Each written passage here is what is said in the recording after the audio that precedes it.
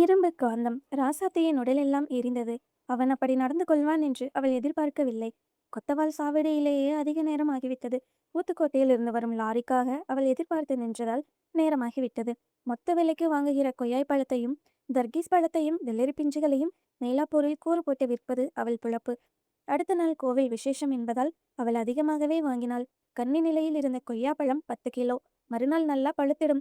தர்கீஸ் பழம் 10 ரூபா. 5 தர்கீஸ்லேயே 3 ரூபா நிற்கும். 300 வெள்ளரி பிஞ்சுங்க. இத்தனையையும் சைக்கிள் ரிக்ஷாவிலே ஏத்திக்கின்னு பாரிஸ் வந்தாள். இம்மா துண்டு தான்னு கேட்ட ரிக்ஷாக்காரருக்கு ஒரு கொய்யாப்பழத்தை எடுத்து போனஸாக கடிக்க கொடுத்தாள். காசு கேட்ட வாய்க்குள் அதை வைத்துக்கொண்டே அவர் புறப்பட்டார். மணி இரவு 9 இருக்கும். அந்த கண்டக்டர் என்னமோ நல்லவன்தான். வழக்கமாய் அவள் கூடைகளை முணுமுணுக்காமலேயே எத்துகிறவன்தான். அந்த தைரியத்துல அவள் ஃப்ரண்ட் வழியில ஏறி டிரைவர் சீட்டுக்கு அருகே கூடைகளை வச்சபோது தம் அடிச்சுக்கின்னு வந்த கண்டக்டர் ஓரமா அடுக்குமே என்று சொல்லிக்கொண்டு அவள் முதுகின் ஓரத்தில் லேசாக தட்டினான். ராசாத்திக்கு முதலில் அந்த ஸ்பரிசம் ஒருவித இதுவை கொடுத்தது. அவனை திரும்பி பார்த்தாள். ஒருவேளை கல்யாணம் பண்ணிக்க போறேன்னு சொல்ல போறானோ பையன்.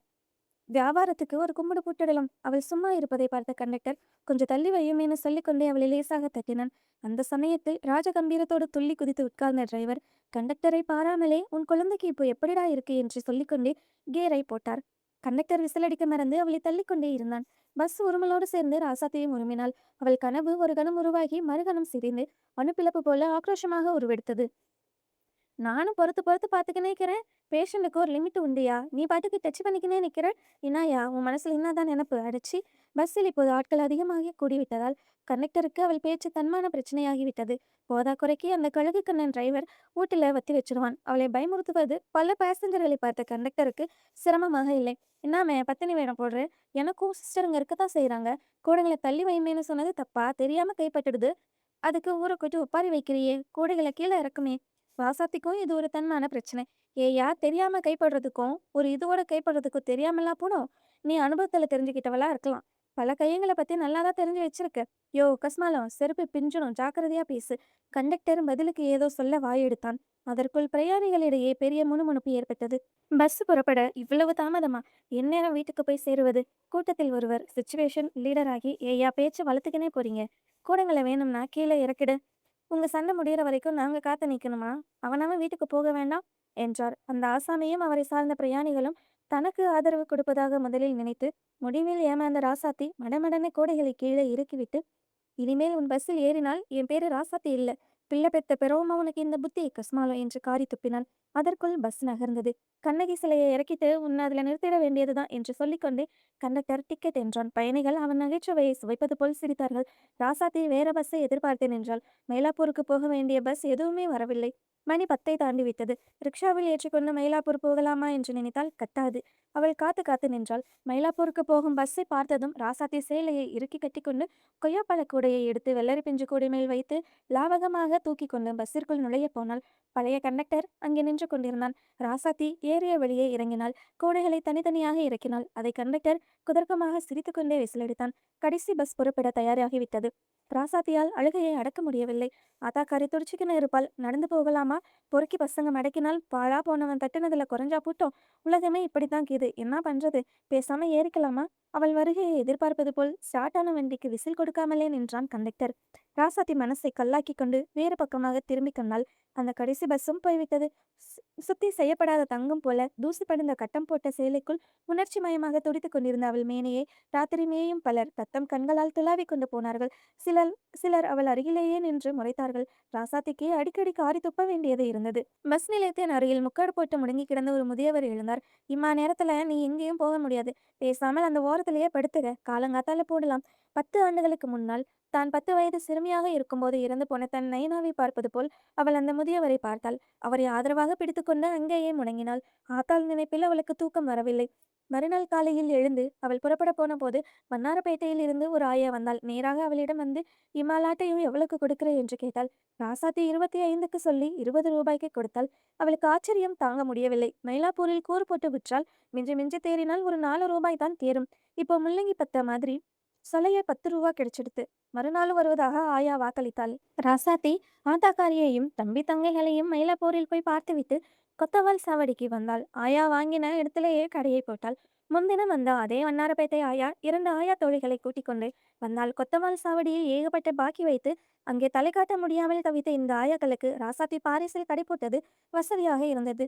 ராசாத்தியின் இட ஆக்கிரமிப்பை இதர தெரு வியாபாரிகள் கண்டித்தார்கள். ஏதோ போனா போடுதுன்னு ஒரு நாள் இடம் கொடுத்தோம், நீ என்னமே பெர்மனண்டா ஆயிட்ட என்று சொல்லி ஒரு நடுத்தர பெண் அவள் கூடைகளை தெருவில் கவிழ்க்க போனாள். அப்போது பக்கத்தில் எதை எடுத்தாலும் ₹1 கடை போட்டிருந்த கண்ணுச்சாமி, அதுவும் புழைச்சிட்டு பூட்டுமே, உன் தலையிலையா குந்துறாள் என்றான் கம்பீரமாக. ராசாத்தி அவனை நன்றியுடன் பார்த்தாள். விரைவில் இளம்பெண் ராசாத்தியும் 25 தாண்டாத கண்ணுச்சாமியும் கிசுகிசு பேச துவங்கி விட்டார்கள். பவுடர் டப்பா, அத்தர் சென்ட், ஜட்டி, கைக்குட்டை, பிளாஸ்டிக் டப்பா, கூடை, பந்துகள் முதலிய சர்வதேச நிவாரணிகளை வைத்திருந்த கண்ணுச்சாமி லுங்கியை ஒரு இருக்கு போட்டு கட்டிக்கொண்டு கர்ச்சிப்பை கலருக்குள் வைத்துக்கொண்டு சினிமாவில் டூயட் பாடுவதற்காக கதாநாயகன் காலை வைத்துக்கொண்டு நிற்பது போல நிற்கும் காட்சியை பார்க்க பார்க்க ராசாத்திக்கு உடலெல்லாம் ஆடும். விரைவில் இருவரும் 2வது ஆட்டத்துக்கு போவது என்று முடிவு செய்தார்கள். ஆட்ட நாள் வருவதற்கு ஒரு நாள் முன்னதாக கண்ணுச்சாமி மயிலாப்பூருக்கு புறப்பட்டு கொண்டிருந்த ராசாத்தியிடம் விரைந்து வந்தான். நாளைக்கு ஜோரா ட்ரெஸ் பண்ணிக்கணும் வரணும் சொல்லிட்டேன். எனக்கு பயமா இருக்கியா? அத்தாக்காரிக்கு தெரிஞ்சா உசுர விட்டுடும். எல்லா இடத்துலையும் நடக்கிறது தானமே, ஊர் உலகத்துல நடக்கிறத காப்பி அடிக்கிறோம். அப்புறம் இதை நைஸா முந்தானையில வச்சு வீட்டுக்கு கொண்டு போக்கா தலை கொண்டு வந்துடு. என்னையா இது? செம்பு கட்டி போலீஸ் ஃபாலோ பண்ணுது, குயிக்கா வாங்கு, நான் ஜகா வாங்கணும். யோ, இந்த வேலைக்கு வேற வேற ஆளை பாரு, நான் நல்லபடியா வாழணும்னு நினைக்கிறவா. ராசாத்தி, இந்த தொழிலை எல்லாரும் பண்றாங்க, டைம் ஆனது வாங்கிக்கோ. யோ, என்னை என்ன உன் பொம்மைன்னு நினைச்சுக்கினியா? மரியாதையா நல்லபடியா நடக்கிறதா இருந்தா என்கிட்ட பேசு, இல்லைன்னா நடைய கட்டு. ராசாத்தி, சொல்லிட்டேன், என்னை பகைச்சு இந்த பேட்டையில் நீ கடை போட முடியுமா? நீ போறியா இல்லை நானே போலீஸ்ல சொல்லணுமா? கன்னிச்சாமி போய்விட்டான். ராசாத்தியால் மயிலாப்பூர் பஸ்ஸில் ஏற முடியவில்லை. அப்படியே சாலையோர தடுப்புச் சுவரில் சாய்ந்து கொண்டாள். கண்ணுச்சாமியும் கடைசியில ஒரு கஸ்மாலம் தானா? பேஜாரான உலகண்டா. தாலி கொண்டு வருவான்னு எதிர்பார்த்தால் அந்த புறம்போக்கு செம்மு கட்டியை கொண்டு வரான். என்ன பொழப்புடா நைனா. மறுநாள் கண்ணுச்சாமியை கைவிலங்கு போட்டு ராசாத்தியிடம் 2 போலீஸ்காரர்கள் இழுத்து வந்தார்கள். ராசாத்தியால் பேச முடியவில்லை. கண்ணுச்சாமியை அவளால் மறக்க முடியவில்லை. தேம்பி தேம்பி அழப்போனாள். ஆகையால், ஏ பொண்ணு, இவன் வழக்கமா திருடுற ஒயரு, பல்பு, செம்ம கட்டிங்களை உங்ககிட்ட தான் கொடுக்கறதா சொல்றான். உள்ளதை சொல்லு, இல்ல இந்த சமயத்தில் இவள்தான் சாமி என்னை திருட சொல்லி தூண்டிவிட்டது. ரவ்வோன்னு திருடுக்கின்னு வந்தா இம்பிட்டு தான் முடிஞ்சுதான்னு கேட்பாள். இவளால தான் சமயம் கெட்டேன் என்றான் அவன்.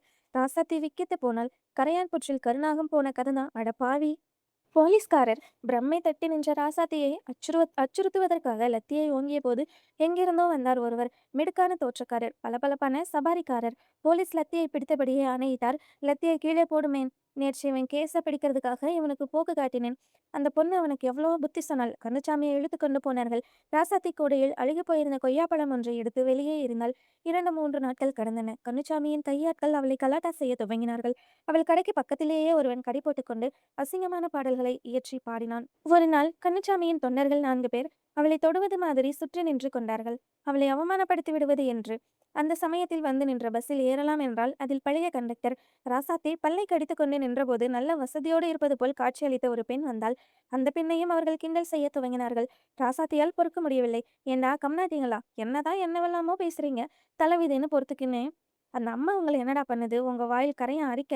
இதற்குள் அந்த பெண்ணின் கணவன் வந்து விட்டான். கண்ணுச்சாமி வகையறாக்கள் காணாமல் போனார்கள். அந்த தம்பதியுடன் ராசாத்தியும் புதிதாக அந்த பஸ்ஸில் ஏறினார்கள். அந்த பெண்ணின் அருகில் உட்கார்ந்து அவள் கேட்கிற கேள்விகளுக்கு எல்லாம் ராசாத்தி பதிலளித்துக் கொண்டிருந்தாள். அவர்கள் சிபாரிசில் கிடைத்த இடம் ஒன்றில் பாங்க் உதவியுடன் ராசாத்தி பெரியதாக காய்கறி கடை போட்டாள். அவள் தம்பி தங்கைகளும் வந்து கவனிக்கும் அளவிற்கு கடை பெரிதாகிவிட்டது. கூறு போட்டு விற்ற ராசாத்தி இப்போது நடுத்தர குடும்பத்தை சேர்ந்தவளாகிவிட்டாள். என்றாலும் சோதனை அவளை விட்டதாக தெரியவில்லை. அவள் கடை வைத்திருந்த கட்டிடத்தின் சொந்தக்காரர் கார்ப்பரேஷன்காரர்கள் வரப்போவதாகவும் அவர்களிடம் தான் வாடகை ரூபாய் 20 தான் கொடுப்பதாக கூற வேண்டும் என்றும் கூறினார். என்ன சாமி நியாயம்? ₹60 வாடகையே வேணும்னா 50ன்னு சொல்றேன். ஒரே அடியா 20ன்னு சொல்றது நியாயமா? பொய் சொல்றதுக்கு ஒரு லிமிட் வேணாமா என்று அவள் திருப்பி கேட்டாள். வீட்டுக்காரர் ஒரு கை பார்க்கிறேன் என்று சவால் விட்டார். 2 தினங்களுக்குள் அவள் கடை இரவோடு இரவாக சூறையாடப்பட்டது. ₹500 வைக்கப்பட்டிருந்த கல்லாப்பெட்டியையே காணவில்லை. பாங்க்காரர்கள் அவள் கடனை கட்டாமல் இருப்பதற்காக மோசடி செய்திருப்பது போல் பேசினார்கள். அட கடவுளே, பழையபடி காய்கறி கடையில் வாங்கி கூறு போட்டு விற்க கூட காசு இல்லையோ என்று அவள் ஆத்தா ஒப்பாரி வைத்தாள். ஆனால் ராசாத்தி கலங்கவில்லை. கடந்த காலத்தை நினைத்து பார்த்தாள். அவள் மட்டும் சிறிது சலனப்பட்டு கூடைகளை ஏற்றுவதற்காக கண்டக்டரிடம் இணங்கியிருந்தால் இன்று ஒரு கைக்குழந்தையுடன் விபச்சாரியாக மாறியிருக்கலாம். காதலனுடன் சினிமாவுக்கு போக வேண்டும் என்ற ஆசையில் அந்த செம்புக்கட்டியை வாங்கியிருந்தால் இந்நேரம் அவள் ஒரு கிரிமினல் குற்றவாளியாக மாறியிருக்கலாம். உடனடி தேவைகளின் சபலங்களுக்கு இரையாகாமல் நேர்மையுடனும் ஒழுக்கத்துடனும் இருந்தால் சோதனைகளை சாதனைகளை குவிக்கும் என்பதை அனுபவபூர்வமாக உணர்ந்தவள் அவள். நேர்மை என்பது காந்தம் மாதிரி, தர்மம் என்பது இரும்பு மாதிரி. காந்தம் இரும்பை இழுத்து கொண்டு விடும். தர்ம தேவதை அவளிடம் வந்தே ஆக வேண்டும், வேறு வழி இல்லை. ராசாத்தி சூறையாடப்பட்ட கடையை அங்குமிங்குமாக பார்த்தாள். பின்னர் சேலையை இறுக்கி உடுத்திக் கொண்டாள். காலில் படர்ந்த தூசை தட்டி விட்டுக் கொண்டாள். புலம்பிக் கொண்டிருந்த அம்மாக்காரியை பார்த்து, ஏமா புலம்புற? ஒன்னும் குடிமொழிவி போடல, ஆக வேண்டியதை பார்க்கலாம் என்று நளினம் கலந்த கம்பீரத்துடன் எழுந்தாள்.